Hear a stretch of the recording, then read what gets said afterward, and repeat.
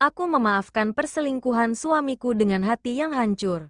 Aku percaya pada air matanya, pada sumpahnya, pada janji tobat yang katanya tidak akan pernah dia ulangi.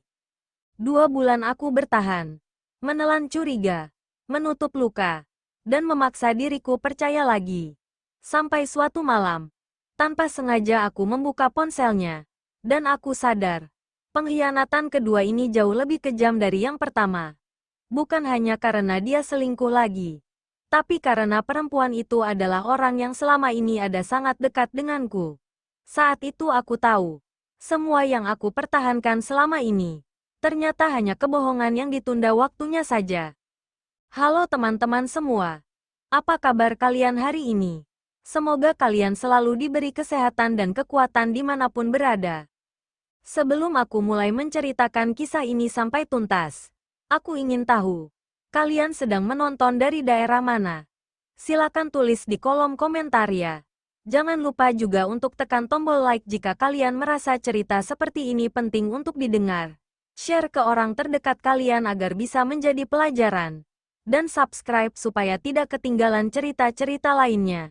Sekarang, mari kita mulai ceritanya. Aku selalu mengira rumah tanggaku baik-baik saja. Tidak sempurna. Tapi cukup. Kami menikah bukan karena harta. Bukan karena paksaan. Tapi karena sama-sama merasa ingin membangun hidup bersama. Di awal pernikahan, aku sering merasa lelah. Tapi ada rasa bangga karena aku merasa sedang berjuang untuk keluarga kami sendiri. Suamiku bukan pria romantis. Tapi dia tahu caranya membuatku merasa dibutuhkan. Setiap pagi aku bangun lebih dulu. Menyiapkan sarapan sederhana. Memastikan bajunya rapi, dan menyiapkan keperluan hariannya. Dia jarang mengucapkan terima kasih. Tapi aku menganggap itu hal kecil. Bukankah rumah tangga memang tentang saling mengerti? Bukan soal pujian. Hari-hariku diisi rutinitas yang sama. Bangun, memasak, membersihkan rumah, mengurus anak, lalu menunggu suami pulang. Kadang aku lelah. Kadang aku ingin dimanja. Tapi aku selalu menenangkan diri sendiri. Aku istri. Tugasku menjaga rumah tetap hangat. Itu yang selalu aku tanamkan di hatiku. Di depan orang lain, kami terlihat seperti keluarga biasa yang harmonis. Tetangga sering memuji suamiku sebagai kepala keluarga yang bertanggung jawab. Dia bekerja, jarang nongkrong, dan terlihat setia. Aku hanya tersenyum setiap kali mendengar pujian itu. Dalam hatiku, aku merasa bersyukur, karena aku yakin aku memilih orang yang tepat. Namun, ada hal kecil yang sering aku abaikan. Suamiku mulai lebih sering memegang ponsel. Bukan karena kerja. Setidaknya itu yang dia katakan. Aku tidak curiga. Karena aku percaya. Bagiku, kepercayaan adalah fondasi pernikahan. Kalau sudah saling curiga, untuk apa menikah? Kadang saat aku bicara, dia hanya mengangguk sambil menatap layar. Aku merasa tidak didengar. Tapi aku memilih diam. Aku pikir dia lelah bekerja. Aku belajar menahan perasaan sendiri. Karena aku tidak ingin ribut hanya karena hal sepele. Aku tidak tahu sejak kapan jarak itu mulai terasa. Kami masih tidur di ranjang yang sama. Makan di meja yang sama. Tapi rasanya seperti ada dinding tak terlihat di antara kami. Aku sering menatap punggungnya saat dia tertidur. Bertanya dalam hati, apakah aku masih cukup baginya? Aku menutup semua kegelisahan itu dengan kesibukan. Aku lebih sibuk mengurus rumah. Lebih sibuk mengurus anak. Seolah jika aku lelah, aku tidak sempat berpikir. Aku tidak sadar. Justru saat aku sibuk menjaga semuanya tetap utuh, ada sesuatu yang diam-diam mulai retak. Hari itu, sebelum semuanya berubah, aku masih sempat berdoa dalam hati. Semoga rumah tangga ini baik-baik saja. Aku tidak tahu. Doa itu justru menjadi awal dari ujian paling menyakitkan dalam hidupku. Awalnya aku pikir semua hanya perasaanku saja. Aku berusaha menenangkan diri. Mengatakan bahwa aku hanya terlalu lelah dan terlalu sensitif. Tapi semakin hari, ada hal-hal kecil yang tidak bisa lagi aku abaikan. Suamiku mulai sering pulang lebih malam. Alasannya selalu sama. Pekerjaan. Katanya ada lembur. Ada rapat mendadak. Ada urusan yang tidak bisa ditinggalkan. Aku mengangguk dan percaya. Karena selama ini aku memang tidak pernah punya alasan untuk meragukannya. Aku istri. Tugasku percaya. Namun kebiasaan kecilnya mulai berubah.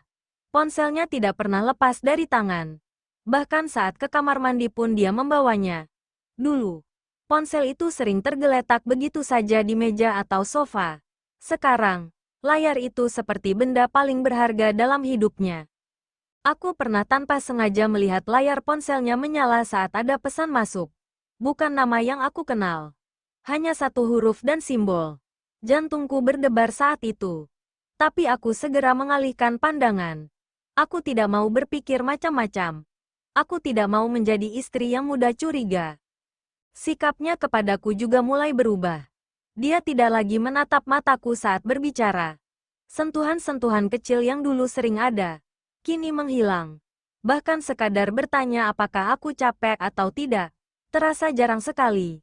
Aku mulai merasa seperti benda yang selalu ada, tapi tidak benar-benar diperhatikan. Aku mencoba berbicara baik-baik. Aku bilang aku rindu. Aku bilang aku merasa kita mulai menjauh. Dia hanya tersenyum tipis dan mengatakan aku terlalu banyak pikiran. Katanya semua baik-baik saja. Hanya aku yang terlalu sensitif. Aku mengangguk. Tapi hatiku terasa semakin berat. Ada malam-malam ketika aku tidak bisa tidur. Aku mendengar napasnya yang teratur di sampingku. Sementara pikiranku dipenuhi pertanyaan. Kalau memang tidak ada apa-apa, kenapa hatiku terasa tidak tenang? Kenapa aku merasa seperti sedang bersiap kehilangan sesuatu yang belum tentu benar-benar pergi? Aku mulai memperhatikan detail kecil. Parfumnya berbeda. Pakaiannya lebih rapi dari biasanya saat pergi kerja. Bahkan cara dia tersenyum saat melihat ponsel terasa asing bagiku. Senyum itu bukan senyum yang biasa dia berikan padaku. Aku menegur diriku sendiri. Aku bilang, jangan berprasangka buruk. Jangan rusak rumah tangga hanya karena perasaan sendiri. Aku memilih diam. Menelan semua kegelisahan sendirian. Aku pikir, selama aku tidak bertanya, mungkin semua akan kembali seperti semula. Aku tidak tahu bahwa diamku justru memberinya ruang untuk semakin jauh. Dan tanpa aku sadari, tanda-tanda kecil itu adalah peringatan terakhir sebelum kenyataan yang jauh lebih menyakitkan datang menghantam. Hari itu aku tidak berniat mencari apapun. Aku hanya ingin memastikan pesan untuk suamiku terkirim. Karena ponselnya tertinggal di meja saat dia mandi.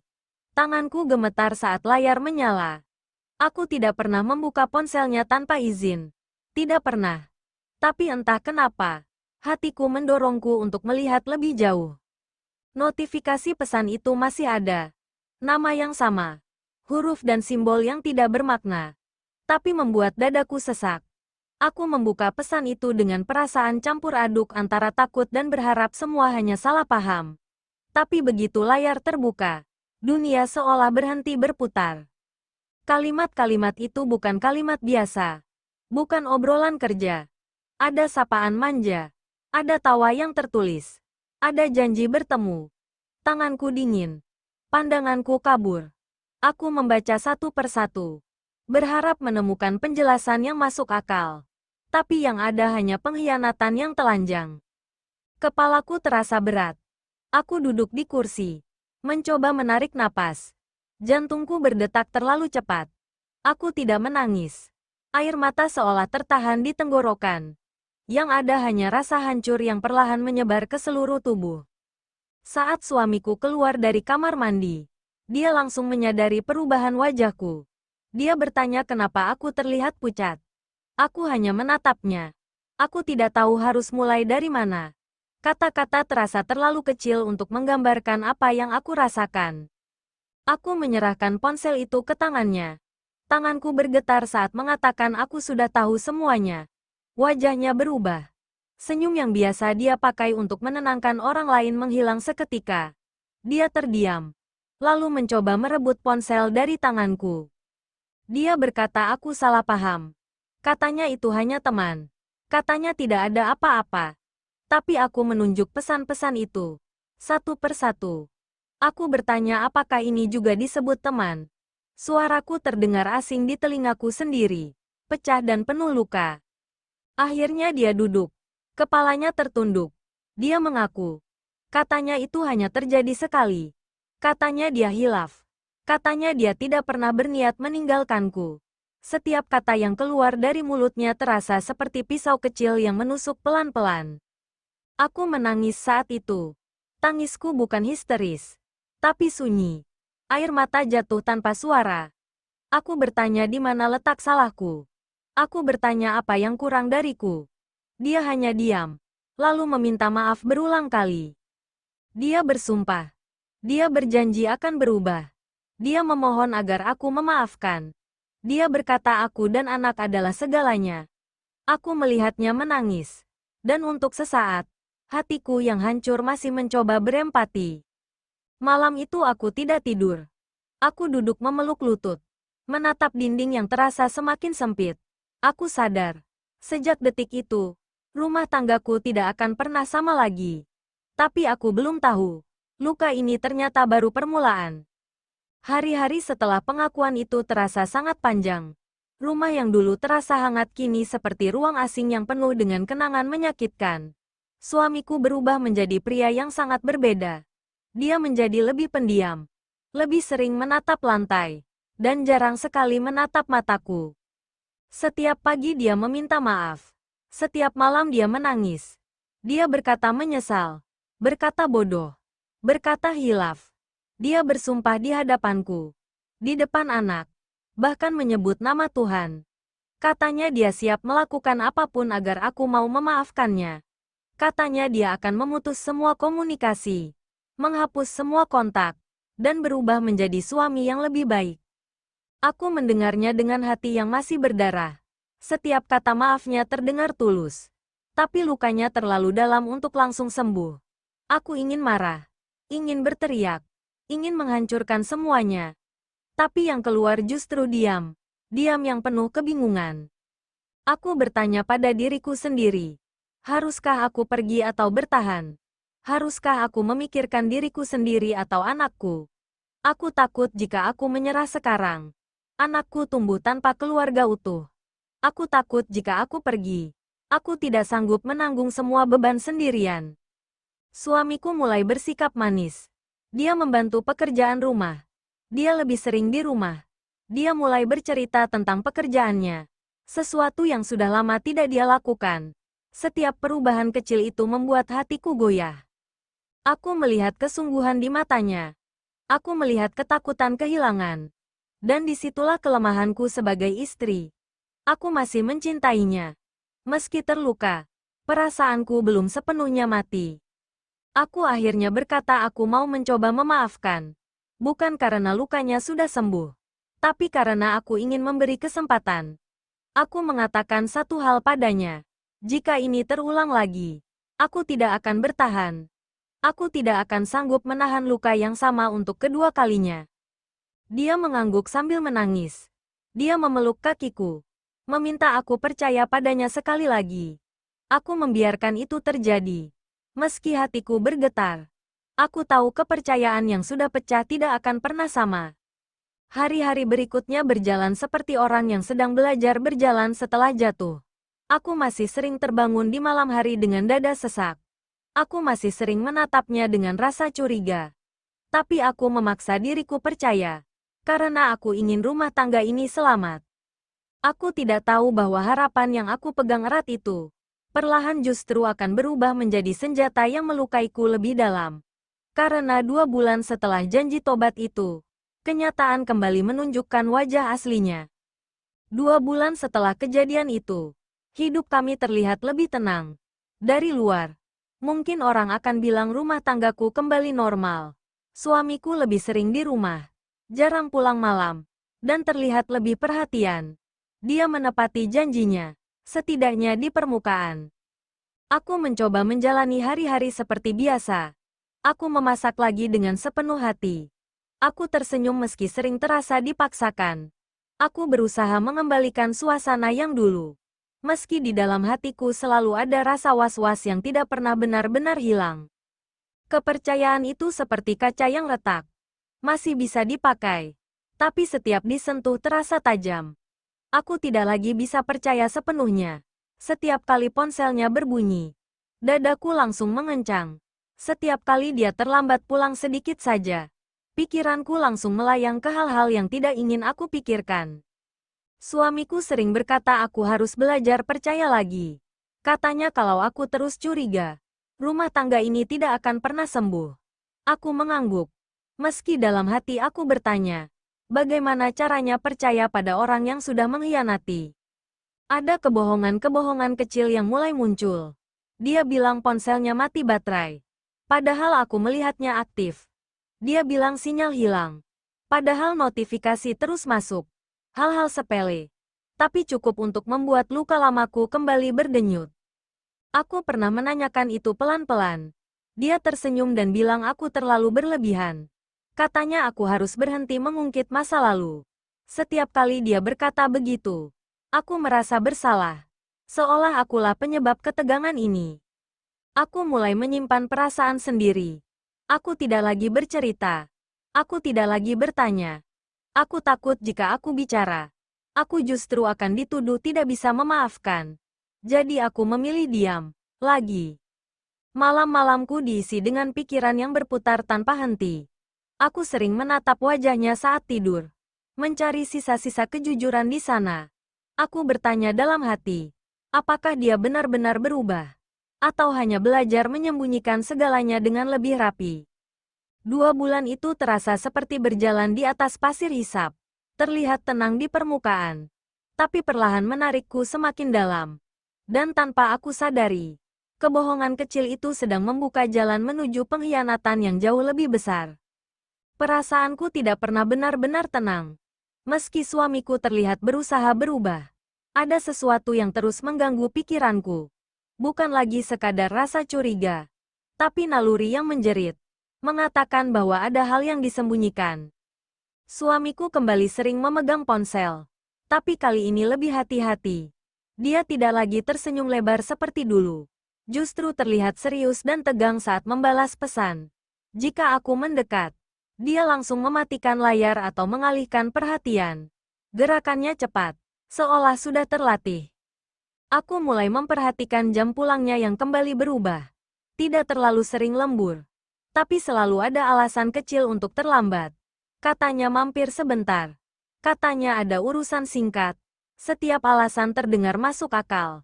Tapi hatiku menolak percaya. Aku mencoba menenangkan diri dengan logika. Aku bilang pada diriku sendiri, jangan ulangi kesalahan yang sama. Jangan mencari luka baru. Tapi justru ketenangan palsu itu membuat pikiranku semakin kacau. Ada satu kejadian yang membuat dadaku terasa runtuh. Suatu malam, ponselnya bergetar cukup lama. Dia sedang di kamar mandi. Nama di layar masih bukan nama yang aku kenal. Kali ini tanpa simbol. Hanya nama perempuan yang terdengar asing. Tanganku gemetar. Aku tidak langsung membuka pesan itu. Aku hanya menatap layar, berharap nama itu hilang dengan sendirinya. Tapi notifikasi itu terus ada, seperti mengejek ketakutanku. Saat dia keluar, aku bertanya dengan suara setenang mungkin. Itu siapa? Dia terlihat terkejut, lalu tertawa kecil. Katanya itu rekan kerja. Katanya aku tidak perlu khawatir. Tawanya terdengar dipaksakan. Aku mengangguk. Tapi malam itu aku menangis dalam diam. Aku menangis bukan karena bukti, tapi karena aku merasa dibohongi lagi. Rasa sakit itu berbeda. Bukan lagi shock, tapi kelelahan batin. Aku mulai kehilangan diriku sendiri. Aku mudah marah, mudah lelah, dan sering merasa kosong. Aku bertanya dalam hati, sampai kapan aku harus hidup seperti ini? Sampai kapan aku harus menjadi istri yang pura-pura kuat? Aku tahu, kecurigaanku kali ini bukan tanpa alasan. Semua tanda itu terlalu mirip dengan yang pertama. Bedanya, kali ini aku tidak hanya takut kehilangan suami, tapi aku juga takut kehilangan harga diriku sendiri. Dan ketakutan itu terbukti. Karena tidak lama setelah itu, kebenaran kembali memperlihatkan wajahnya. Lebih kasar, lebih kejam, dan jauh lebih menyakitkan dari sebelumnya.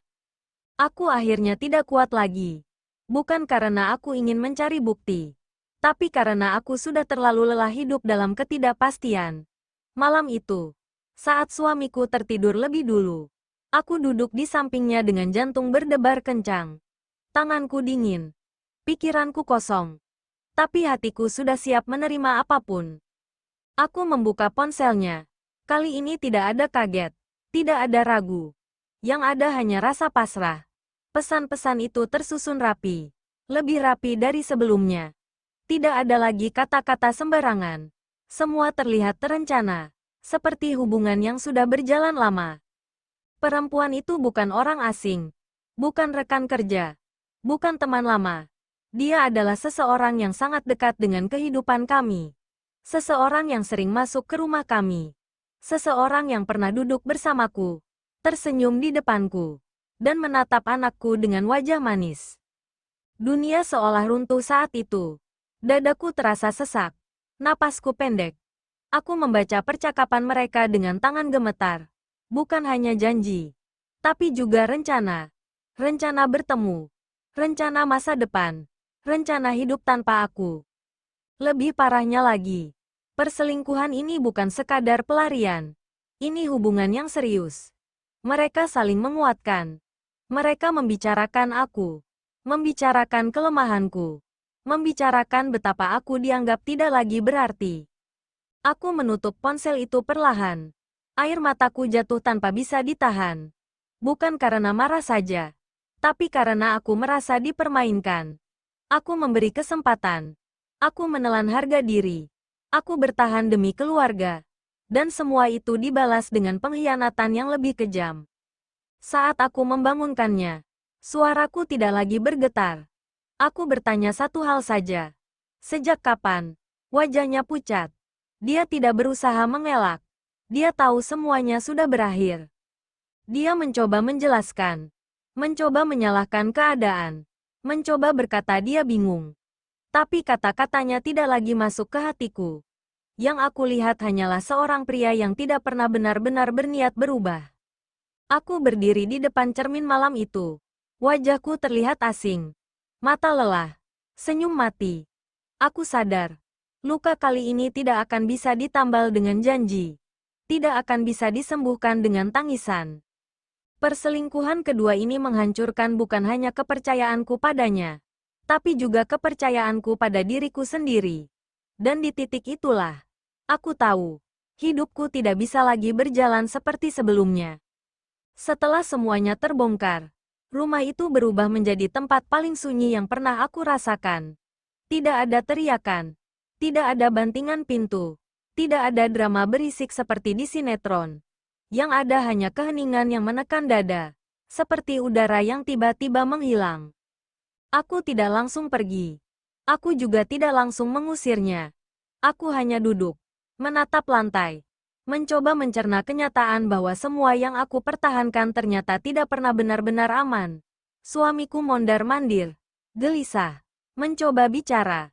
Tapi aku tidak mendengarkan. Suaranya terdengar jauh. Seperti gema yang tidak lagi berarti. Emosiku akhirnya meledak bukan dalam bentuk amarah, tapi kelelahan. Aku merasa sangat lelah menjadi istri yang mengerti. Lelah menjadi perempuan yang selalu mengalah. Lelah menutup mata demi sesuatu yang disebut keluarga. Tapi nyatanya hanya aku yang berjuang. Aku masuk ke kamar mandi dan mengunci pintu. Di depan cermin, aku menangis sejadi-jadinya. Tangisku pecah. Napasku tersengal. Tubuhku gemetar. Aku memukul dadaku sendiri. Bertanya kenapa aku sebodoh ini. Kenapa aku masih berharap pada orang yang sudah 2 kali menghancurkanku. Aku teringat semua pengorbananku. Tahun-tahun yang aku habiskan untuk rumah ini. Tenaga. Waktu. Perasaan. Aku teringat malam-malam saat aku menangis diam-diam agar anakku tidak mendengar. Semua itu terasa sia-sia. Yang paling menyakitkan bukan hanya perselingkuhannya, tapi kenyataan bahwa perempuan itu adalah orang yang aku percaya.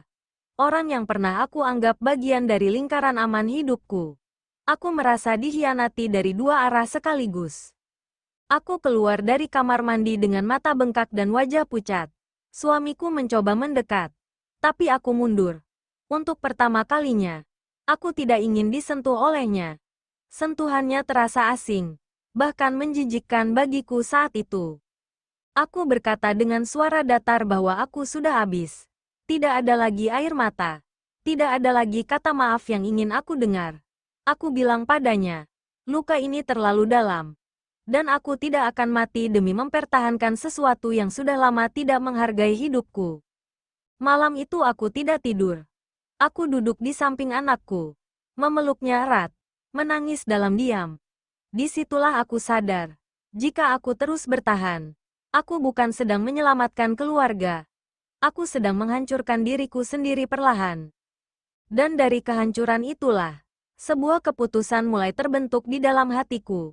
Keputusan yang akan mengubah hidupku selamanya. Pagi itu aku bangun dengan kepala berat dan mata bengkak. Tapi ada satu hal yang berbeda. Hatiku terasa kosong. Bukan karena sedih, tapi karena aku sudah kehabisan air mata. Tidak ada lagi yang bisa ditangisi. Yang tersisa hanya kenyataan yang harus aku hadapi. Aku menyiapkan sarapan seperti biasa. Tapi tanganku bergerak tanpa rasa. Suamiku duduk di meja makan dengan wajah cemas. Dia tidak berani menatapku. Aku tidak marah. Tidak juga menangis. Justru ketenangan itulah yang membuatnya terlihat semakin gelisah. Aku berkata padanya dengan suara pelan tapi tegas. Aku tidak bisa lagi hidup seperti ini. Aku sudah memberi kesempatan, sudah menelan rasa sakit, dan sudah mengorbankan harga diriku. Tapi pengkhianatan kedua ini membuktikan satu hal. Dia tidak pernah benar-benar ingin berubah. Dia mencoba memotong ucapanku.